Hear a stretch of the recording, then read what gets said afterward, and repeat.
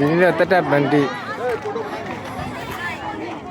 ပရမတ်တန်ကန်ရတဲ့နေရာကိုတွားတဲ့တောင်ရဲ့အောက်ခြေပေါ့တက်တက်ပန်တီပရမတ်တန်ကန်ရတဲ့အချိန်မှာရှင်မကတဲ့ဘက်ကဒီအောက်ကလှိုင်ကူလေးရှိတယ်ဒီအောက်မှာလှိုင်ကူလေးရှိပါတယ်အဲ့လှိုင်ကူလေးမှာသတင်းသုံးခဲ့တယ်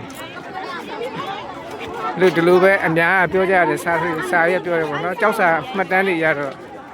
မရှိဘူးအောက်မှာတော့လှိုင်ကူလေးရှိတယ်လှိုင်ကူလေးကကြံခဲ့ပြီဒီမှာဗမာတွေအဖွဲ့တွေတက်လာကြပါပြီ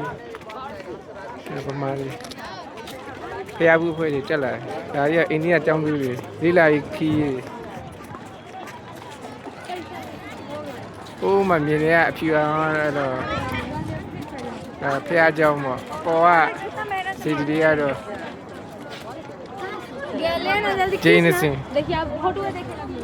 ဒီအောက်တက်မှာလှိုင်ကူလေးရှိပါတယ်အဲ့လှိုင်ကူလေးမှာသတင်းသုံးခဲ့တယ်လို့စာရမှတ်တမ်းမှာရေးထားတယ်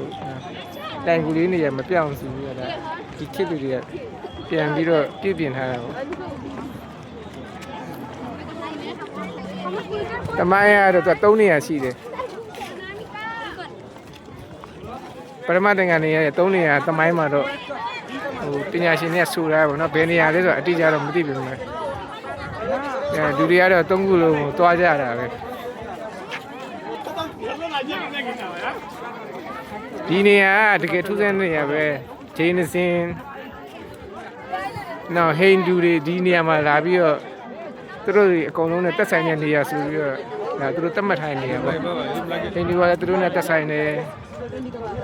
ဂျိန်းနေရာလည်းသူတို့နဲ့တက်ဆိုင်တယ်ဂျိန်းနေဒီကလာလာလုပ်တဲ့လှိုင်ကူလည်းရှိဒီအခုမြင်နေရတဲ့အဝါရောတော့ရေပူစမ်းထွက်တာပေါ့ဒီရေကိုချိုးလို့ရှိရင်ယောဂတွေပျောက်တယ်လို့ယုံကြည်ကြတယ်လူတွေတော်များလာချိုးကြတယ်အများကြီးပဲ